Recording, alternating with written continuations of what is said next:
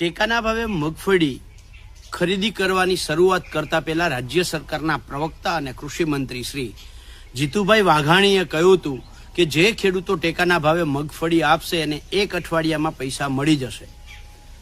હવે આજે સવાલ એ ઊભો થાય છે કે ગુજરાતમાં 50,000 થી 1 લાખ ખેડૂતો એવા છે કે જેણે ટેકાના ભાવે મગફળી આપી દીધી, એને મહિનો, 1.5 મહિનો, 2 મહિના થઈ ગયા છે અને હજી સુધી આ ટેકાના ભાવના પૈસા એમને મળ્યા નથી।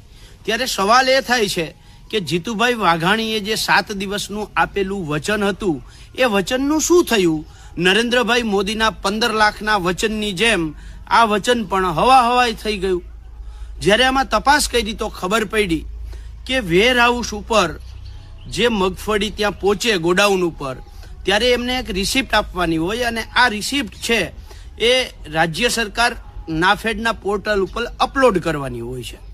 હવે જોયા જેવું એ છે કે પહેલા ટેકાના કેન્દ્રવાળા આ રિસિપ્ટ અપલોડ કરતા હતા અને હવે એ વેરહાઉસ વાળા આ રિસિપ્ટને અપલોડ કરે છે।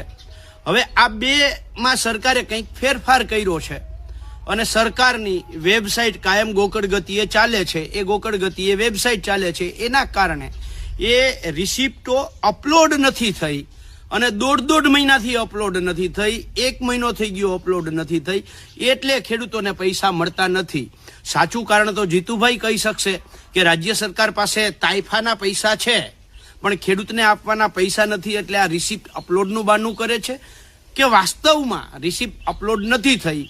પણ જે હોય તે ગુજરાત કિસાન કોંગ્રેસની બહુ સ્પષ્ટ માંગ છે કે જે ખેડૂતોને ટેકાના ભાવે મગફળીના પૈસા 1 મહિનો થવા છતાં મળ્યા નથી એને તાત્કાલિક આપવામાં આવે, નહીતર દરેક જિલ્લા મથકે કિસાન કોંગ્રેસ આવા ખેડૂતોને સાથે લઈ અને કલેક્ટર શ્રી સમક્ષ આંદોલન કરશે।